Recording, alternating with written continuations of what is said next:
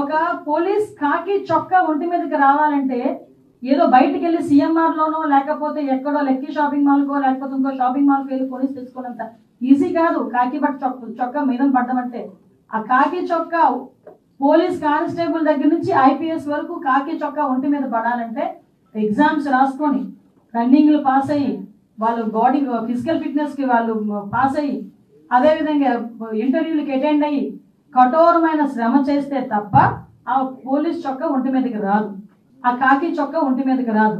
అటువంటి కాకి చొక్కా నేను ఓడదీస్తాడట. అది కూడా ఒక ఎక్స్ సీఎం మాట్లాడే భాష ఏమిటో నాకు ఒక అర్థం కావట్లే. అందులో ఆడవాళ్ళు ఉన్నారు. అనంతపురం ఎస్పీ ఒక లేడీ, అనంతపురం డిఐజీ ఒక లేడీ, అక్కడ చాలా మంది లేడీ పోలీస్ కానిస్టేబుల్స్ ఉన్నారు, లేడీ ఎస్ఐస్ ఉన్నారు. అలాంటి వాళ్ళ గురించి బట్టలు ఉడదీస్తాం అలాగే ఇలాగా మాట్లాడుతూ ఉంటే సిగ్గనిపించట్లేదా? సంస్కారమేనా అది? కనీసం ఒక సంస్కారంతో కూడా మాట ఒక ఎక్స్ సీఎం గా మాట్లాడాలి అన్న ఇంగిత జ్ఞానం లేకుండా ఎక్కడికి వచ్చి మాట్లాడుతున్నాడు? ఇది ఒక విక్టిమ్ హౌస్ దగ్గరకు వచ్చి మాట్లాడే పరిస్థితి నిజంగానే అనిపించింది. ఒక పోలీస్ కాకి చొక్కా ఒంటి మీదకి రావాలంటే ఏదో బయటికి వెళ్ళి సిఎంఆర్ లోనో లేకపోతే ఎక్కడో లెక్కీ షాపింగ్ మాల్కో లేకపోతే ఇంకో షాపింగ్ మాల్కి వెళ్ళి కొనేసి తెచ్చుకున్నంత ఈజీ కాదు. కాకి చొక్కా మీద పడ్డం అంటే ఆ కాకి చొక్కా పోలీస్ కానిస్టేబుల్ దగ్గర నుంచి ఐపీఎస్ వరకు కాకి చొక్కా ఒంటి మీద పడాలంటే ఎగ్జామ్స్ రాసుకొని రన్నింగ్లు పాస్ అయ్యి వాళ్ళు బాడీ ఫిజికల్ ఫిట్నెస్కి వాళ్ళు పాస్ అయ్యి అదేవిధంగా ఇంటర్వ్యూలకి అటెండ్ అయ్యి కఠోరమైన శ్రమ చేస్తే తప్ప ఆ పోలీస్ చొక్కా ఒంటి మీదకి రాదు, ఆ కాకి చొక్కా ఒంటి మీదకి రాదు. అటువంటి కాకి చొక్కా నేను ఓడదీస్తాడట. అది కూడా ఒక ఎక్స్ సీఎం మాట్లాడే భాష ఏమిటో నాకు ఒక అర్థం కావట్లే. అందులో ఆడవాళ్ళు ఉన్నారు. అనంతపురం ఎస్పీ ఒక లేడీ, అనంతపురం డిఐజీ ఒక లేడీ, అక్కడ చాలా మంది లేడీ పోలీస్ కానిస్టేబుల్స్ ఉన్నారు, లేడీ ఎస్ఐస్ ఉన్నారు. అలాంటి వాళ్ళ గురించి బట్టలు ఉడదీస్తాం అలాగే ఇలాగా మాట్లాడుతూ ఉంటే సిగ్గనిపించట్లేదా? సంస్కారమేనా అది? కనీసం ఒక సంస్కారంతో కూడా మాట ఒక ఎక్స్ సీఎం గా మాట్లాడాలి అన్న ఇంగిత జ్ఞానం లేకుండా ఎక్కడికి వచ్చి మాట్లాడుతున్నాడు? ఇది ఒక విక్టిమ్ హౌస్ దగ్గరకు వచ్చి మాట్లాడే పరిస్థితి. హోంమంత్రి గారు మాట్లాడారు. 1100 మంది పోలీసుని వాడాం, డిప్లాయ్ చేశాం. హెలిప్యాడ్ దగ్గర ఆవిడ మాట్లాడుతూ అంటాం పులివెందుల ఎమ్మెల్యేకి 250 మంది హెలిప్యాడ్ దగ్గర పెట్టామని. మంత్రి గారు మీ ఎక్కసెక్కాలు ఎక్కువ రోజులున్నో నమ్ముకుని చంద్రబాబుని నమ్ముకుంటే మాడు బయలుపోద్ది. ఎప్పుడు పీకుతాడో మీది ఆల్రెడీ పవన్ కళ్యాణ్తో చెప్పించాడు. కాబట్టి మంచిగా సంస్కారవంతంగా పద్ధతిగా హుందాగా పదవులు వస్తూ ఉంటాయి పోతూ ఉంటాయి. హోంమంత్రి గారు పదవి వచ్చినప్పుడు హుందాగా ప్రవర్తించాలి.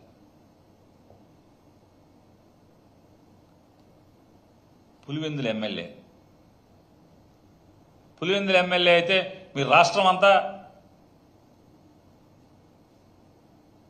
ఎవరి మీద మాట్లాడారు? మీరు రోజు 175 నియోజకవర్గాల్లో జగన్మోహన్ రెడ్డి గారిని తిడతామే మీరు. మరి పులివెందుల ఎమ్మెల్యే అయితే 175 నియోజకవర్గాల్లో ఈ పులివెందుల ఎమ్మెల్యేనే మాకు ప్రత్యర్థి అన్నట్టుగా మీరు ఎందుకు ప్రవర్తించారు? చంద్రబాబు నాయుడు గారు మీ నాయకులు ముగ్గురు, చంద్రబాబు నాయుడు గారా, పురంధేశ్వరి గారా, పవన్ కళ్యాణ్ గారా, ఈ ముగ్గురు ఎవరికి వాళ్ళకి తెల్లారులేసి కళ్ళల్లో మెల్లేది. మరి పులివెందుల ఎమ్మెల్యేలే అని చెప్పి పడుకోవచ్చుగా మీరు అందరూ. అతని గురించి రోజు ఎందుకు భజన? మీకు రోజు భజన కార్యక్రమమే కదా అందరూ కలిసి, ఎందుకు?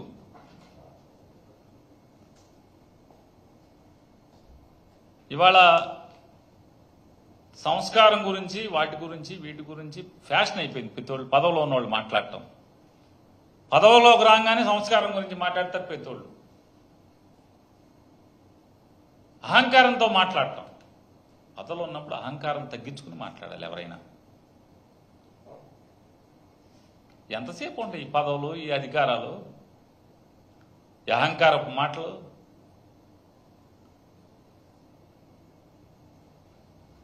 చెప్తారు ప్రజలు కంగారు ఉంది పులివెందుల ఎమ్మెల్యేనా లేకపోతే ఇంకేంటా అనేది చెప్పే రోజు వచ్చినప్పుడు ఖచ్చితంగా చెప్తారు, ఏం కంగారు లేదు. ఇక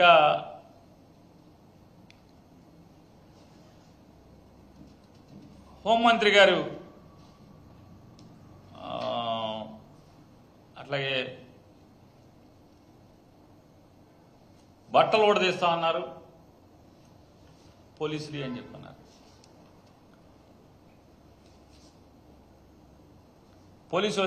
పోలీసు వారు వేసుకునేటువంటి బట్టలేంటి? కాకి బట్టలు వేసుకుంటారు. మనకులా రంగు సొక్కా వేసి తిరగరు కదా. కాకి బట్టలు ఎవరైతే తొడుక్కుని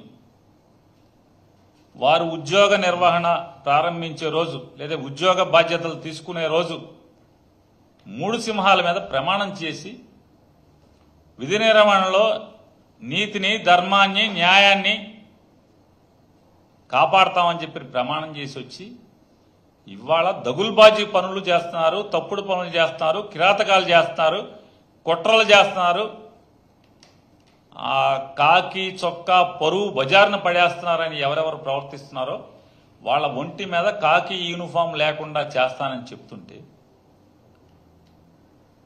ఏ తప్పేంటి అని అడుగుతున్నాను. అటువంటి పోలీసులు కాకి బట్టలు వేసుకుంటాక అర్హులా అని అడుగుతున్నాను. ఎలా అర్హులు అని అడుగుతున్నాను. ఈ FIR zone Thopudurthi Prakash helicopter మీదకి జనాల్ని తీసుకొచ్చాడు, బదలు కొట్టించాడని చెప్పాను. ఇదే ఈ తప్పుడు రాతలు అంటే ఎఫ్ఐఆర్ కట్టిన వాళ్ళని నేను ప్రశ్నిస్తున్నాను. ఒకసారి జగన్మోహన్ రెడ్డి గారు చాపర్ హెలికాప్టర్ ఇంకా రాకముందు పోలీసులు తమ సొంత మైక్ని తోపదుర్తి ప్రకాష్ రెడ్డికి ఇచ్చి ఏమని మాట్లాడించారో ఒకసారి చూడండి. ఒకసారి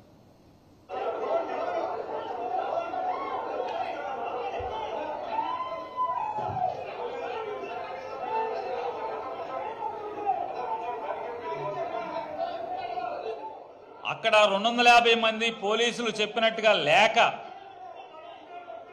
పోలీస్ ఫోర్స్ సరిపోక తోపదుర్తి ప్రకాష్ని బతిమాలుకుని మైక్ ఇచ్చి అరే బాబు మీ వాళ్ళందరినీ చాలా ఆవిడ ఒక మంత్రి గారు అంటున్నారు 600 మంది వచ్చారు, 600 మంది వచ్చే ప్రకాష్ రెడ్డిని బతిమాలుకుని మైక్ ఇచ్చి జనాలను బతిమాలించుకునే కర్మ ఏంటి? వేల మంది అక్కడ వస్తే ఇతనంటే జనాల్ని రెచ్చగొట్టి మీరు వెళ్ళండి అని చెప్పి పోలీసులను బూతులు తిట్టి జనాల్ని హెలికాప్టర్ మీదకు తోలేడని ఎఫ్ఐఆర్ కడతారు. మరి ఇట్లాంటి తప్పుడు పనులు, తప్పుడు కేసులు కడుతున్న పోలీసులు ఏం చేయాలి? చెప్పండి. ఆ మైక్ పోలీసుది కాదా? చెప్పండి. మీరు మీ కాకి బట్టల మీద ఒట్టేసి చెప్పండి. ఆ మైక్ మీరు కాదా ఇచ్చింది అతనికి? ప్రమాణం చేసి చెప్పండి అంటనా.